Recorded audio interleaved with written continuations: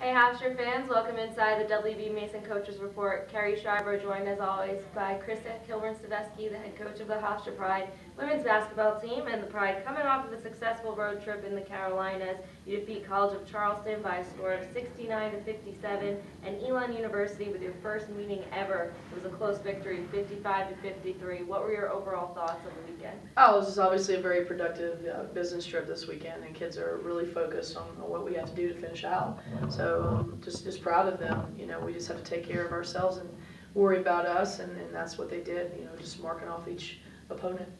And freshman Ashanae Durant, she was injured, came back in her first game against College of Charleston, had a double-double. How was it? Did she recover so fast, and what did she do? Yeah, well, I mean, obviously she's been living in the training room and, you know, doing everything she needs to do to get back on that court. And, you know, we held her out maybe times that we could have put her in. You know, we just needed to, you know, get her as well as possible. So, and obviously she goes back and does what she's been doing pretty consistently, which kind of really shows you that she is for real. So if anybody would doubt that, I think you're coming off a pretty serious injury and you come right back out and you produce like she did. So very proud of her and the accolades that she received this week. CAA Rookie of the Week. Yeah, CAA Rookie of the Week, and then she also got ECAC, sorry. The second time she got the ECAC Rookie of the Week award, so just very proud of her and her accomplishments. And in that first half, the Cougars caused 5 turnovers in a 4-minute span right at the beginning. Where were those mistakes coming from, and what did you guys do to fix them in the second half? Yeah, I mean, we even obviously had a couple spurts in that first half, or 31-30. You know, that the first spurt was that, and just you can cause whatever it is, you know, lack of focus a little bit. You know, I don't think it had any carryover because it had been such a long time that we had played them, and when we beat them by a large number. But it's just, you know, continual sense of focus. You know, with your sophomores you have on the floor that are kind of leading the way, and you know, and so, you know, we had a couple little momentum shifts. Then we, you know, had an opportunity to, you know, get a nice little deficit, and then we had some really unforced turnovers back to back and wasted possessions. And, you know, at this point in the season, you know, I think my patience is a lot thinner on those types of situations, because you have to have learned by this point. You know, you're not going to do everything perfect, but you have to be more attentive, more focused to the game plan, to personnel, and to just not trying to make $1 million play, and, you know, some ESPN highlight reel play, make a simple play.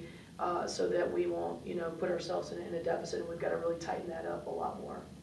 And then you guys faced Elon for the first time ever, and going into the second half, they were leading 33-26, but then you guys have a comeback victory in that second half against them. So what did you guys do in the locker room to really get everyone fired up? Right. Well, I mean, obviously first time facing them, I was proud of not having that same situation with a new team in the league and losing to them like we lost to Charleston last year. So that was a personal, you know, situation that the team had. Also, obviously, we knew that they were contending with us, and you know, and had been playing well, even though they had lost at Wilmington, you know, the game before. But they're a very talented team and well coached. So, you know, and they came out fighting. They came out swinging. It was extremely physical. You know, we had to adjust. We had some moments there where we were fighting it a little bit, and then finally we settled down and we adjusted and kind of got a little trick with some, you know, foul situations, and we were, you know, dancing the lineup a little bit, but you know, we just had to settle down, and I was really proud of them doing that. And then even going into halftime, you know, we talked about that we even had, you know, 10 more shots than they did. I actually kind of put it on Crystal Luciano's shoulders. We were talking as we were leaving on that wasted possession going into halftime. We were talking about how to handle that better, you know, when we're faced with that again.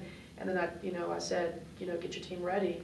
And, you know, and I thought, so she, you know, went in there and talked to them a little bit before I got in there, you know, about that we're fine, we're right there, we had 10 more shots, we need to settle down, and, you know, and we did. So it was just, you know, even the way it finished out, we just never gave up, and I think that's just a tribute to, you know, our growth now. We continue to grow up there. That was a very physical game that we did not back down on, and I was very proud of that.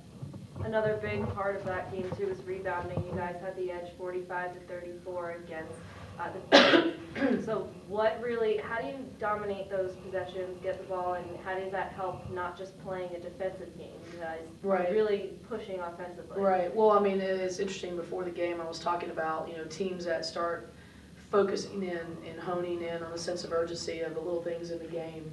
And some of the most successful teams I've ever coached, you could do every rebounding drill you want to do leading up, but when you get down to a point, you know, of how focused are you going to be about rebounding when the time comes, and that's kind of what I felt the team did against a really good rebounding team out of Elon, really good, and you know, for us to have as many offensive boards as we did, you know, and then the huge rebound by Ajane Durant was huge from the free throw line. So, but you know, we just focused in on that, and we just, you know, handled, like I said, the game and the shifts, and we just never gave up, as you saw, you know. Angie, when 36 seconds, we went through and got a shot, got to the free throw line. You know, then we had a play that we got the ball into Angie, and she, you know, missed it, got her own rebound, and then Crystal got a steal. So just, you know, just really a tribute to them of not letting go. And I was going to ask you, how exciting was it just Yeah. to see Angie go in there? She misses a layup, but then gets her own Right, rebound right. and gives you guys the lead. That was just great. I mean, that was just a heady play by her, and you know, and she really kind of had a sense of focus down the stretch there too. Just really was grinding it out. So, you know, to be able to make that explosive move, and then the momentum of, you know, where it took her, and they were, you know, the ball bounces in your favor every now and then, and we'll take this one. We'll take this one. We've been on the other end before, so we'll take the ball bouncing in our favor. All right, well then this week you guys take on Towson. They come here. The last time you saw them was at CQ Arena, and you guys defeated them 58-42. And what do you just want to see change this time around? Yeah, well, I mean, they're doing what they're doing, and they're doing it even much more aggressively.